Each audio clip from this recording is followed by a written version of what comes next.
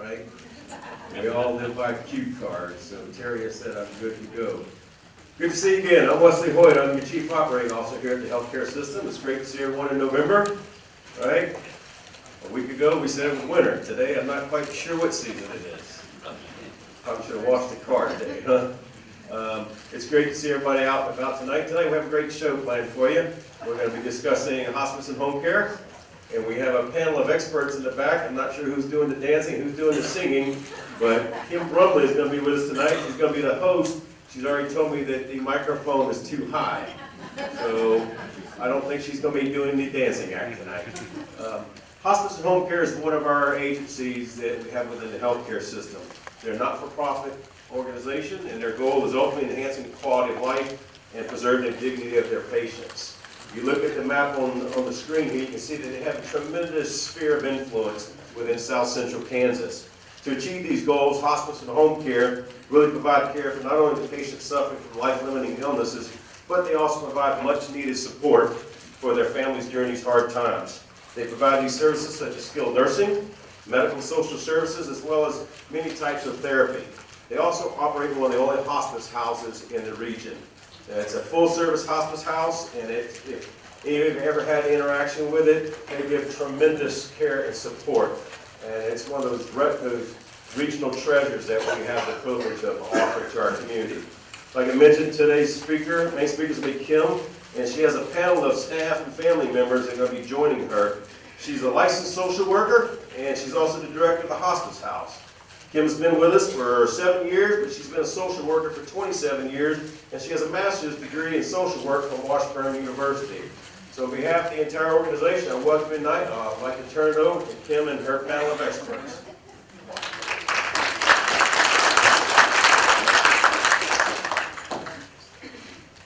Let me bring it down just a little bit. Okay. Wes, thank you so much for introducing our agency and saying such nice things.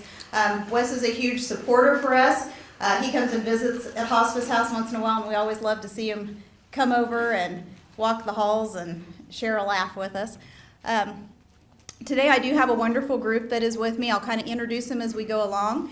We have some PowerPoints that we're going to show you, a couple of videos that are thrown in here as well, and then we're going to have some experiences shared with you, and then a little bit of time to open it up for questions. So if there's some things that pique your interest that we talk about, or something that we don't hit on that you've come for today that you would like to know a little bit about, please don't hesitate when we get to the end. Remember that question to ask, and we will answer that to the best of our ability. Wes talked about our area that we go through. This map shows it just a little bit better. We have a 50-mile radius that we cover. So we go into a lot of different areas, lots of different counties. We have field staff that do a lot of windshield time taking care of folks. So, and that includes nursing staff, that includes social work staff, chaplains, and home health aides. So lots of ladies and gentlemen that are going out and providing care in the community. We touched on hospice, but we do have other things, services that we provide. So not only do we do hospice care, we also provide home health, palliative care, a community pulmonary program, private duty services, and voice care systems that we provide out in the homes. This is one of our videos that we're going to show for you.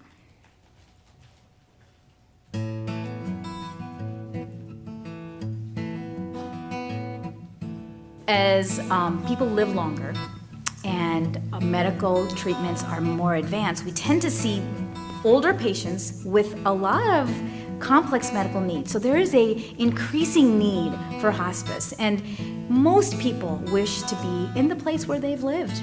They don't want to spend their last moments and days in the ER or in the hospital. They want to spend them with the people that they love and the environment that they love. And so we have a great need for this. And that's what hospice is able to do. They're a great support system to help patients age and ultimately spend their last days of their life in an environment that they choose to be in.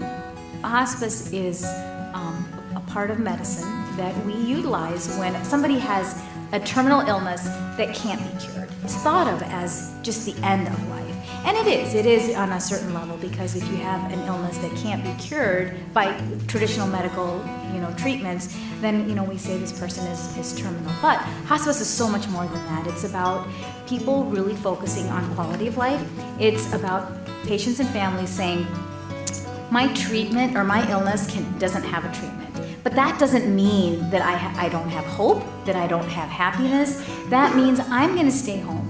I'm going to stay wherever my home may be, whether it's a facility, it's, with my daughter or wherever. And I'm going to focus on the things that make me happy and that make me comfortable. And the hospice team helps them do that.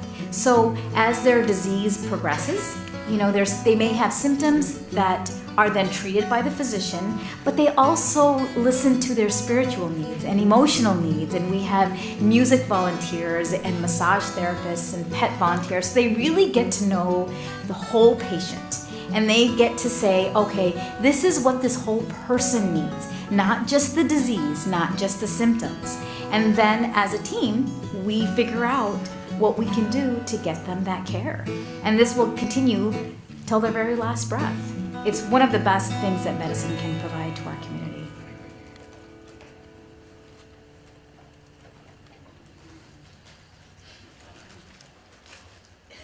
That video talks a little bit about, she mentioned taking care of the whole person and that whole team being involved in that. And that is so much of what we do and what we provide. And I think that's one thing that maybe people don't know a lot about hospice. We talk about the different programs that we have. We have an interdisciplinary team. I mentioned we have nurses, social workers, chaplains, the aides, therapists, and volunteers. Those are all parts of that. She talked about being where home was. So whether that's in your home, your private home, whether that be a nursing home, an assisted living facility, or even at hospice house, we're going to provide that care wherever home is.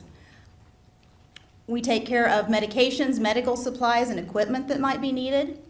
And we have different levels of care. So we have a routine, which is going to be at home. We have respite, which we provide at hospice house. If somebody's at home and caregivers need a break, we'll do that at hospice house. And then we also have inpatient level at hospice house as well, and there's a continuous care. One of the things that the doctor hit on was she was talking about this patient-centered care and how important that piece of it is. So you've got the patient and family, and they're the middle of that circle. Around that and what that support is and what you have for that are those volunteers, those nurses, our medical director, who's Dr. Yackley. If some of you know who he is, or maybe go to him. He's our medical director, and then we also have Dr. Patry, who's a newer doctor to town, and she's one of our physicians that works with us as well, and they help give us guidance through things. We have hospice, we have home health aides, our social workers, chaplains, and we even provide some bereavement counseling as well. I noticed today, when we talk about volunteers, and she mentioned massage therapy, we do have massage therapists that can come in and help. We have volunteers that provide, bring dogs in for dog therapy. We have one of those lovely ladies here today. I saw her out in the audience. We allow at hospice house for pets to come in and visit because that is such an important piece. We had a family come the other day that was getting ready to go on to hospice. One of their loved ones was. They brought the entire family in. They knew they were going to start hospice services at home. That's what their intent was. But they also knew that probably coming pretty closely down the line, they were going to need our services at hospice house. And they wanted to lay eyes on that. They wanted to see what that was. So they came in and did a tour. They brought, from the adult kids, they brought down to the grandkids, everybody came in. And part of that was just making people comfortable, letting them see what we had to offer. We talked about the dog being able to come in. That made them also very happy because their dog was a very important part of their family, and that meant a lot to them. So to be able to know that it wasn't this scary place, and when they left, I asked them, I said, did this make you feel better? And he said, yes. This isn't scary at all. This is going to be very comforting. When it's time to make that decision, it's going to be easy to do that and to know that this is where I'm coming to. So that's what we want to be able to provide, is that care wherever that care is needed. And that's what's important to us. And that's with a lot of people coming together to provide that support to that client and to that family as well. So that comes in a lot of different ways.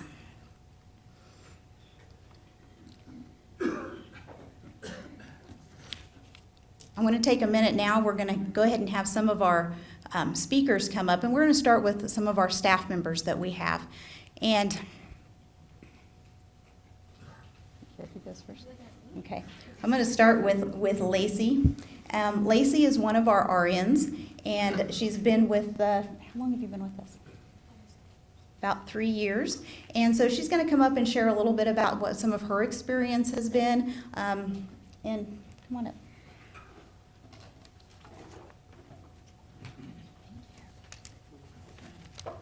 Oh, I am as short as Kim. Fantastic. So I am Lacey. I'm one of the nurse case managers. I do not work personally in the hospice house, but I do work out in the field. I help in facilities and also in homes and people's houses so that people are able to stay within their homes for a little bit longer.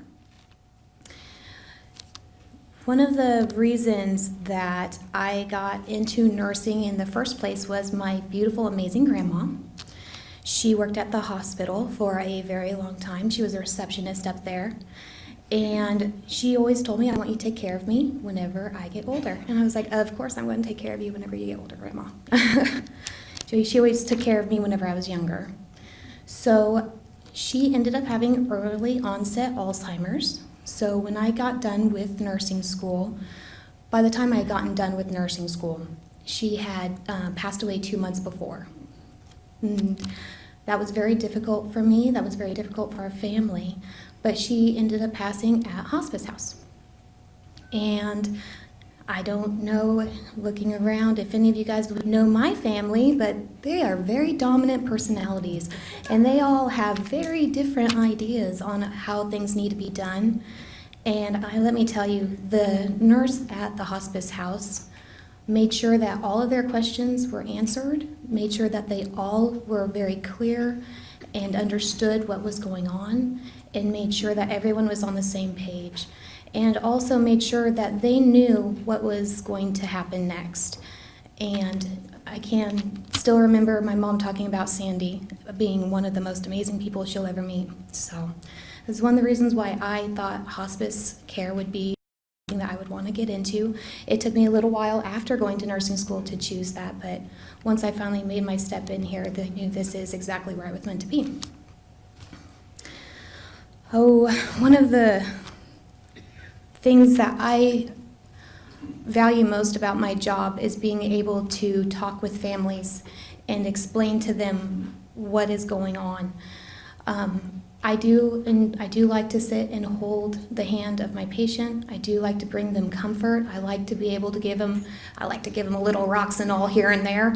I like to make sure that they are comfortable and taken care of, but also I want to make sure that the family is too, and that the family knows what is next, what is going to happen, and that everybody in that family can understand that and agree on what we're seeing and know where they want to be when the patient or the family member goes to this next world, whichever their religion is and whatever they believe that next world is.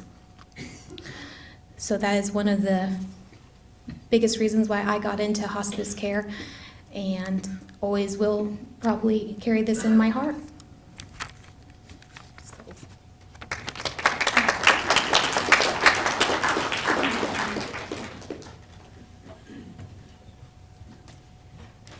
Go ahead and introduce our next.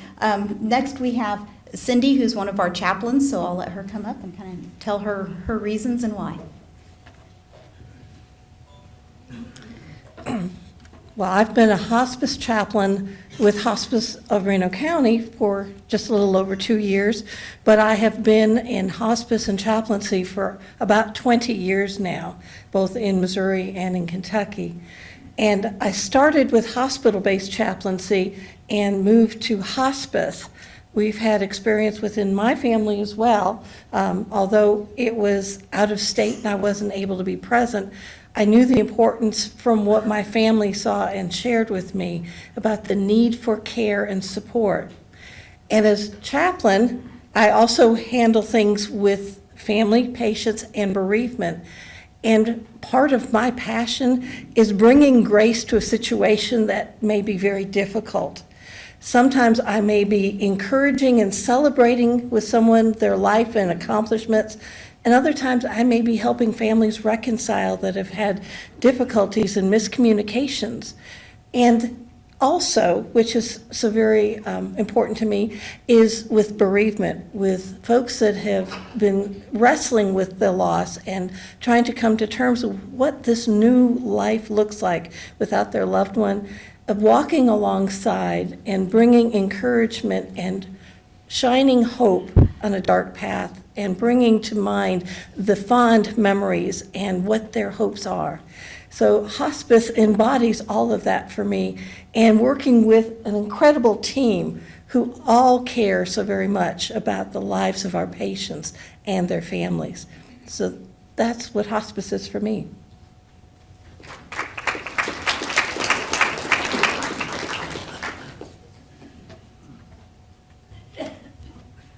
And our last person that we have coming up right now is Sheila, and she's one of the social workers that we have. So I'll let her introduce and tell her reason why.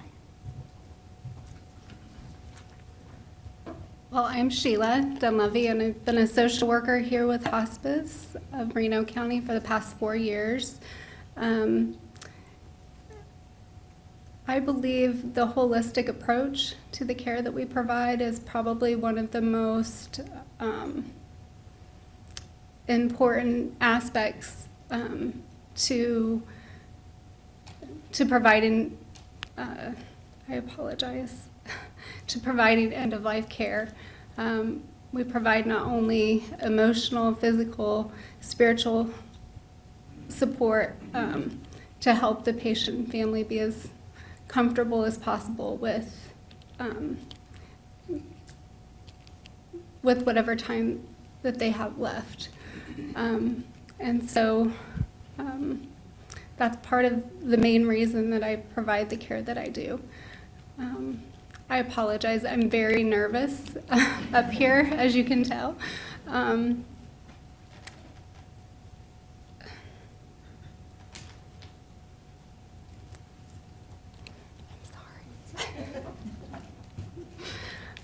Oh, goodness. We are really good with like families, like 5 people at a time. If you guys could just do that, that'd be fantastic.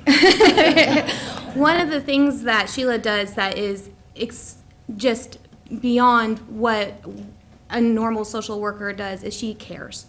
She cares for her families, she cares for the patient, and she shows it every single day, 110%.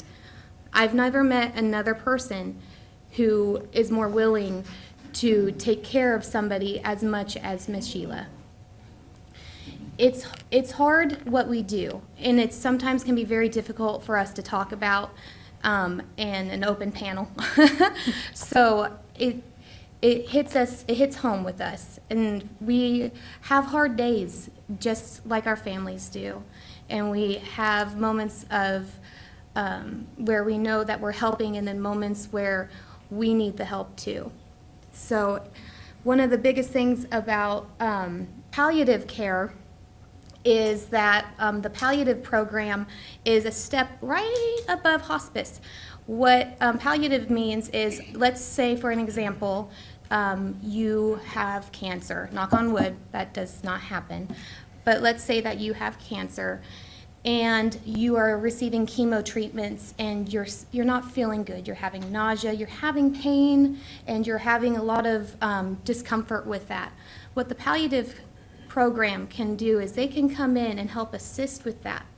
They can come in, you can still seek treatment, still get your chemo, but then you have an extra social worker and an extra nurse practitioner on hand to come and help with medications, to maybe see if they can help with pain regimens or nausea treatments or anything that might help better your quality of life while you are getting through that chemo treatment or through that radiation treatments.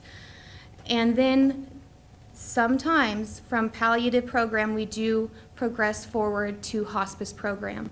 And that does happen. Sometimes we end up choosing that that's not the quality of life that we want with chemo. We don't want to finish our days out with radiation.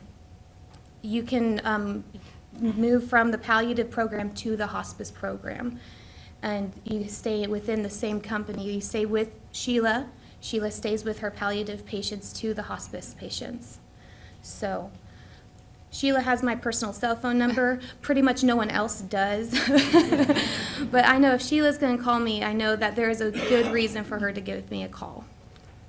Well, and the hope is to help patients and families really adjust to the diagnosis and prognosis. And so that's really my hope and reason for providing support and care, is to help patients and family adjust to the diagnosis as they near the end of life. The other important piece is to help the patient and family be at peace, have an understanding of what is happening and what to expect as their loved one nears the end of life, so that they can be at peace with the patient's dying experience or dying process, and for later in the grieving process, so that it's a better experience. They've had an opportunity to make peace with the patient, and the patient has that opportunity to make peace with their loved ones. So, thank you.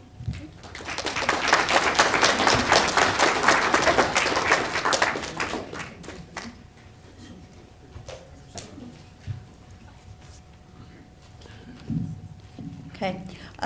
We had mentioned a little bit, I have a slide up here, just do a little bit with Hospice House. Some of you have been there, some of you have visited and may be familiar with that. Some of you may not be. We've had some folks that have lived in town for lots of years and say, we never knew you were here.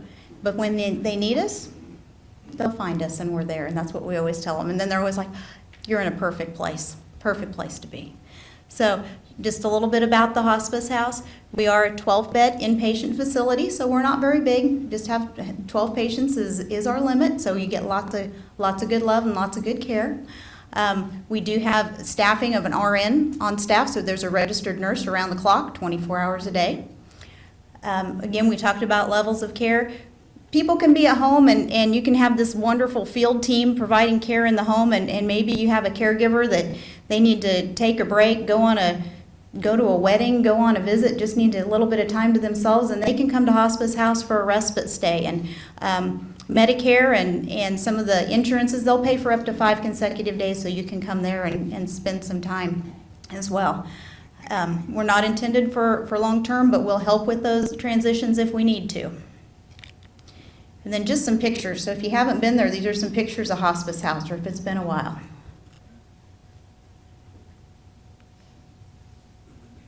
One of the things in the picture, you'll notice the bright quilt that we have, again, with volunteers.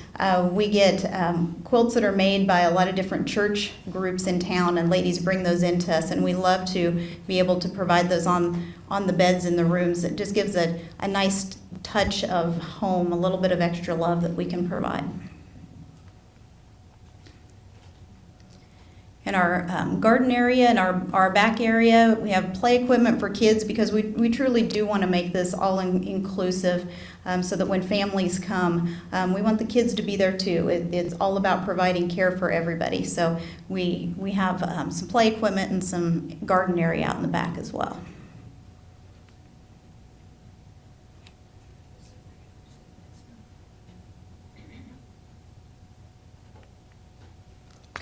We've got one more little clip of video before we have our 2 final speakers here.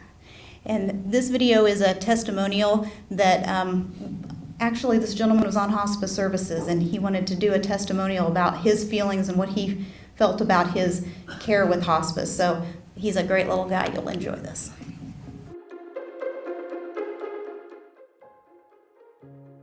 They diagnosed me with terminal kidney disease. And I asked Dr. Starkey what was available, and because I wanted to stay in my home. And I found out that there are services that hospice has to offer that I needed, and I was given. And then I was assigned a nurse, which has a plan of life for each individual depending on the diagnosis. The nurse is a professional. The hygiene specialist is special, and it is just a well-organized and operating operation. They have the chaplain service. He doesn't try to sell you religion. He's there to help you over the rough spots. And he does an excellent job. I'm very fortunate at having him on. What I like about hospice is if you feel like doing something, do it. This is what my nurse said. And I like it because I'm at home, I'm comfortable, and I know I'm going to be well taken care of.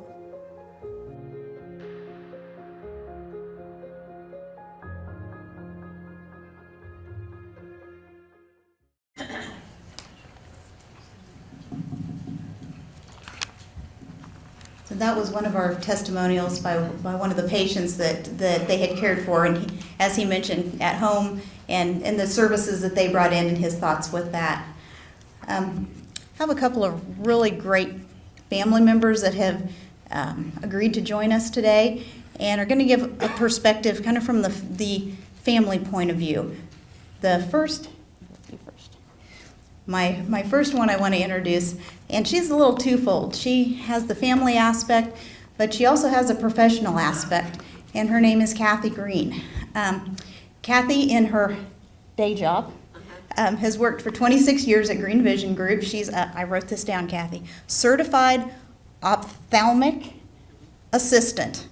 I have no idea what that means, but it sounds really impressive, and she's done that for 26 years. Which is really impressive too. She also has been a home health aide at Hospice House for 16 years. That's the other part of her life that she shares with us, and she is awesome, let me tell you. She has been there the entire time that I've been the director there, and she is absolutely awesome. The personal fold of that is her husband Chuck was on our services about a year and a half ago. And so he had home services, and he also was at Hospice House. So Kathy has graciously agreed to come and speak today of her personal experiences and what that is for her, and just a little snippet of her life with us.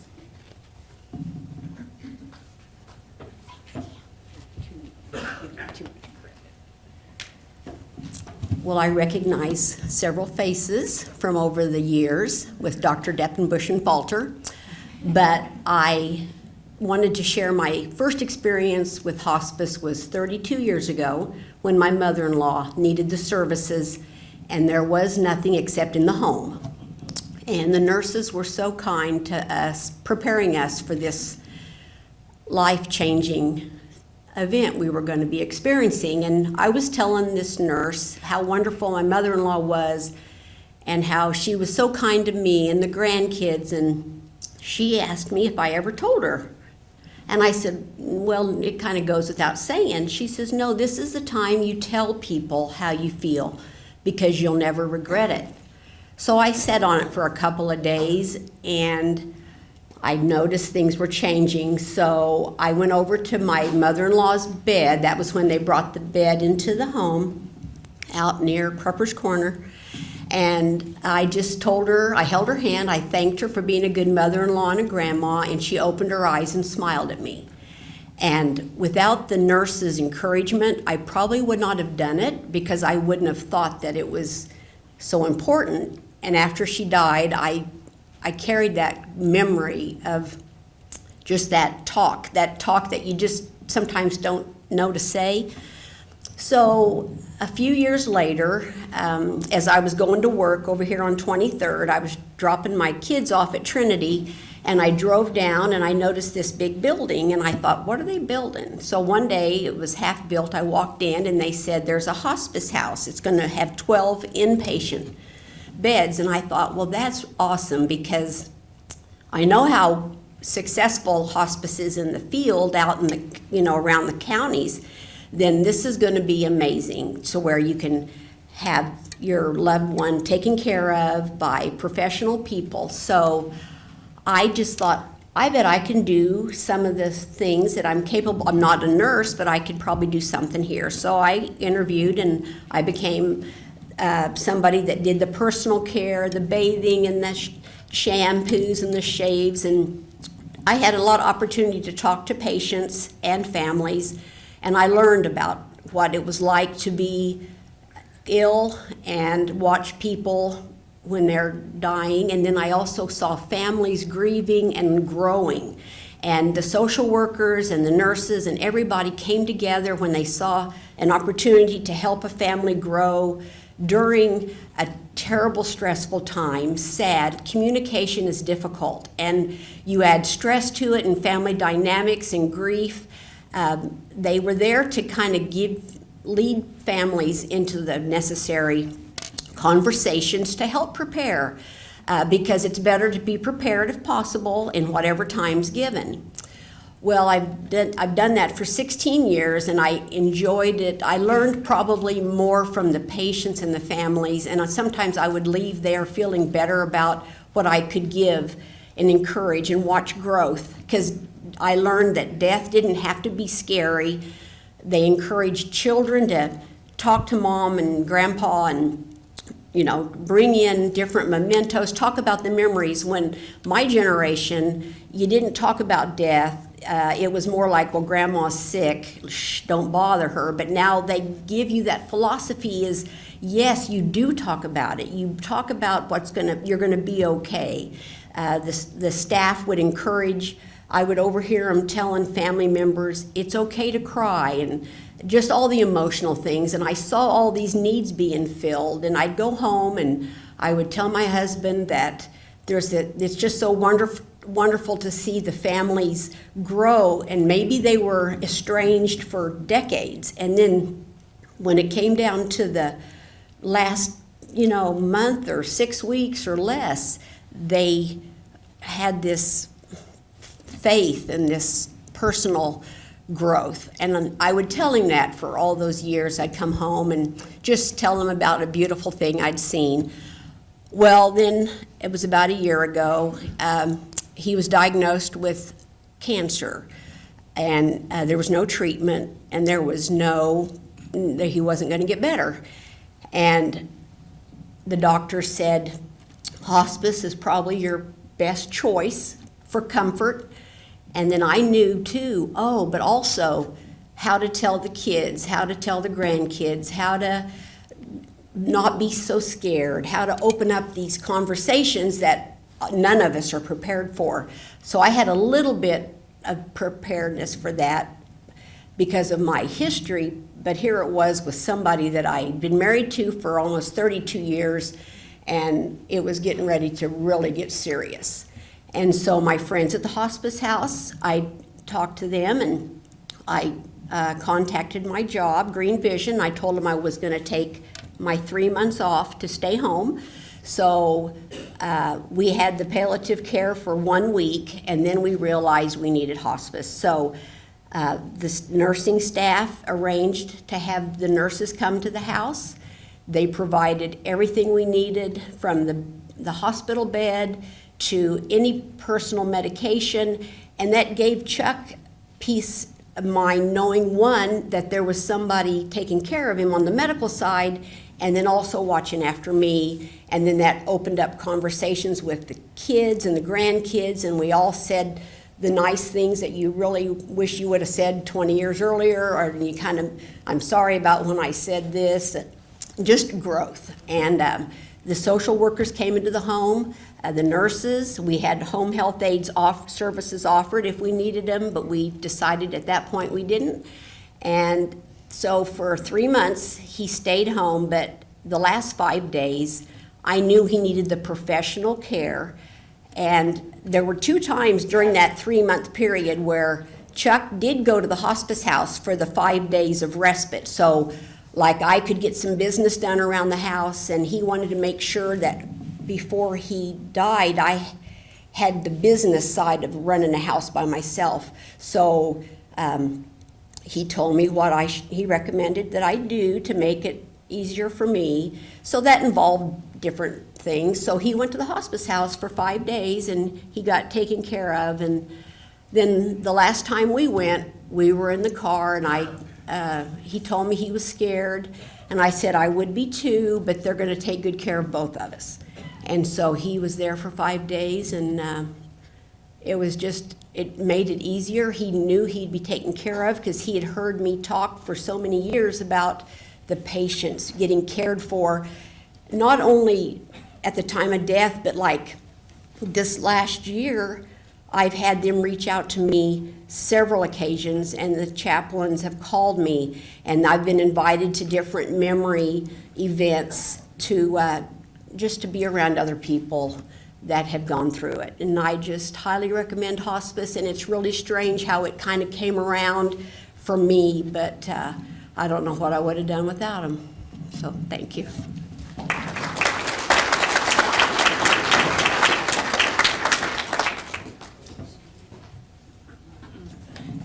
Thank you, Kathy. Okay, our last speaker that we have one more, and don't worry about the time. And this may be a familiar face to some of you as well. Marcy Penner is joining us, and Marcy is the executive director of the Kansas Sampler Foundation. She's also written many books about Kansas. I've known her for a lot of years from the Inman community, so you see her out and about quite a bit. That she came to Hospice House with her mother a little while back, and she graciously wanted to come tonight and share her story and experience, and be available to open herself up to that. So thank you so much, and give her a warm welcome.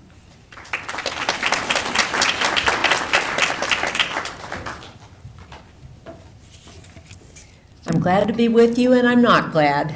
My mom had to die for me to be with you, but I want to say that I think hospice is one of the greatest inventions of the 20th century, or maybe prior to that, I'm not sure.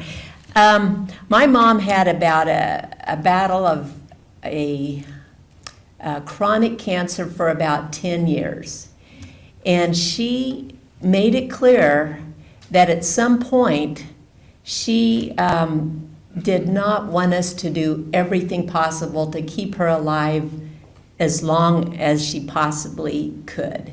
She had a DNR, a do not resuscitate. I'm saying this because I think what set us up so well for a good experience with hospice was that Mom had made a decision, and we had all talked about what she wanted toward the end of her life. So it wasn't, this is such an emotional time when things start to get worse, and we knew that she, rather than just do everything possible, she would want some quality of life and to be able to make choices. So as things started to really get tough, from swallowing to going to appointments just became such a tremendous difficulty, getting up, getting out of the car, into the office, having to take pills, all these things. It just became difficult. And at one point, Mom said, I think I'm just tired of this. And it so happened that on the same day that she said that, we, the kids, had made an appointment for Sheila to come talk to us at the farm.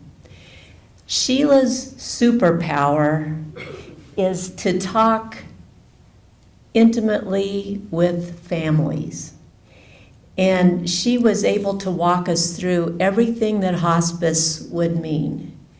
And to make it clear what it means is that,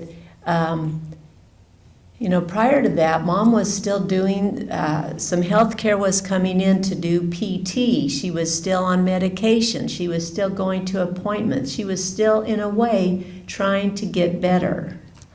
But her life was deteriorating. And so Sheila helped us realize that Mom could end things much more peacefully, and that Medicare would pay for everything, because that's a concern you have.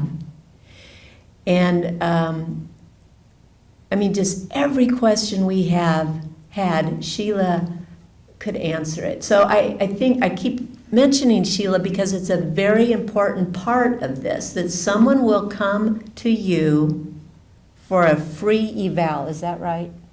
For a free evaluation, so you can ask them questions and they can help you decide if this is the way that you'd like to do it. And so Sheila came in the morning, and that afternoon we took my mom to Hospice House. The hardest thing of this whole thing was taking my mom off the farm, her farm, for the last time. Although we thought maybe we'd just be there for 5 days. But it didn't take more than a day or two for it to be very clear that Mom was at the right place. And she was so glad, as were we, that she didn't have to keep trying to swallow pills. She didn't have to worry about going to appointments. She was just ready to let go. And I have to tell you, it was the nicest experience we could have. Being at Hospice House allowed the family to have this rich and special time with my mom. We had been taking care of her 24/7 for a few weeks, and it was hard on us. It was hard on her. That was special too, but it was really such a release for us to know that the professional caregivers at hospice could do these things. And we weren't really sure we were doing everything right or doing things best for Mom. But as soon as we got to Hospice House, you have to have a trust, because these are the folks that are going to see your loved one to the end. And it was, I would do the same thing again, and I would really recommend it. But what I want to convey to you is to have some thoughts about what you want for your end of life. If you haven't had the conversation with yourself or your partner or your family, do it soon. Because about at the same time, I had a friend whose 94-year-old mom stopped breathing, and they medevaced her to a hospital and kept her on ventilation for a while. And neither of these choices is the best one or the worst one. You can do whatever you want, but my mom would not have wanted that, and what made a difference was that we were able to have that conversation, and we knew what she wanted. And because we were at Hospice House,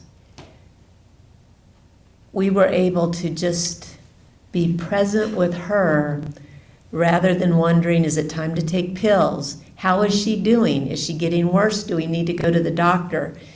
Do we need to call a doctor? All those things that just start dominating toward the end, we kind of just we just made it easier on ourselves and really easier on Mom. And that's, though she wasn't responding for several days, she could hear us.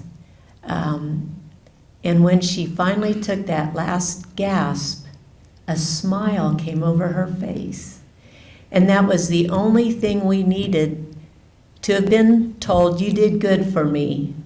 That was her signal to us that, how we did it was the right way for her, and it was the right way for us. So though hospice is, even though she knew what hospice was, that it's, the stereotype is it's the place to go to die, but it was part of the life cycle. And I think once you start interacting with these folks and you're there, it's really just a wonderful process that becomes less scary when you're there and part of it.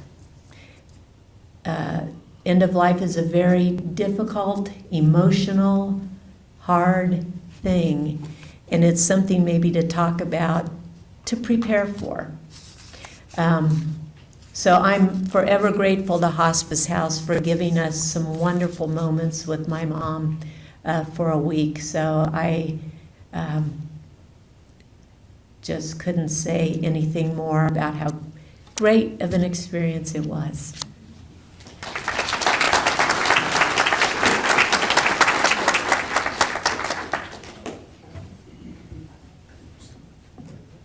I want to thank all of you for coming out tonight and spending some time with us, listening to our panel. This is an awesome group of ladies behind me. I am blessed to work with them. I'm blessed to know them and to be able to have worked with their families. We do want to open it up if there's any questions for myself or for any of the ladies who spoke tonight. I understand there are several hospice agencies in the city of Hutchinson, but the only one you can go to and use the hospice house is Reno County Hospice. Is that true? That is correct. That's part of the Hospice and Home Care of Reno County. Hospice House is part of that system.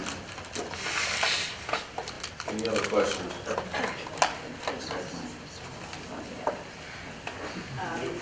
For instance, when it comes close to the end, is it the person's,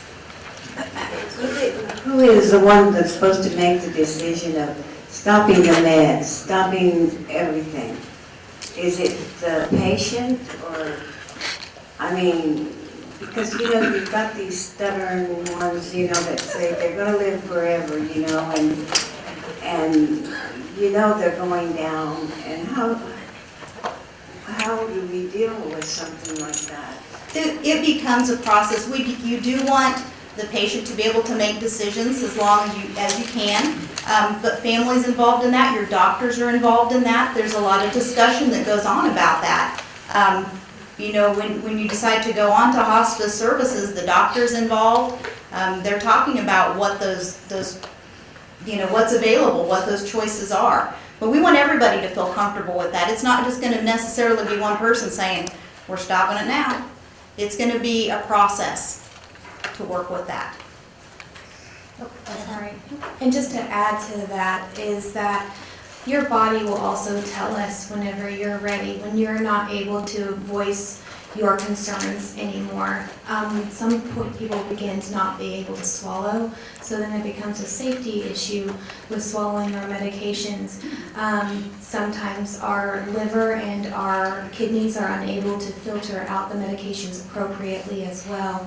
That also has to do with breathing treatments, certain things along those lines where it's just not going to get into our lungs and absorb the way it's supposed to. And when those medications start to not absorb or metabolize out of our systems like they're supposed to, that's when we start having more of a conversation on safety of the swallows, safety of why are we still taking these medications. Can we get them in a different form of liquid, or if we can get them in a lotion, those kinds of things to make sure that you're still staying comfortable and you're still getting what you need to stay comfortable and have dignity at the end of life. Thank you.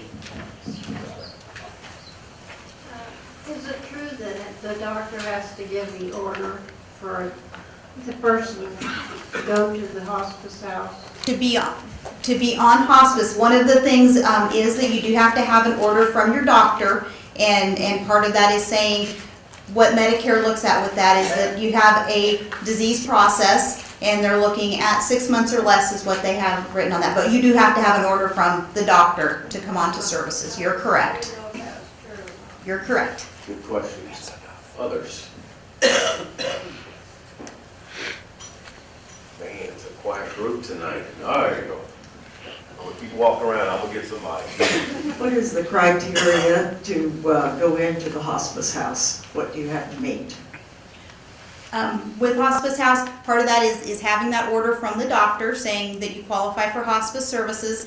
We do have multiple levels of care, so sometimes we're going to see people coming in with an inpatient level with having symptoms that may not be managed, and so we're needing to get those symptoms managed. So maybe pain out of control, maybe some nausea, vomiting sorts of things out of control, respiratory issues that aren't controlled.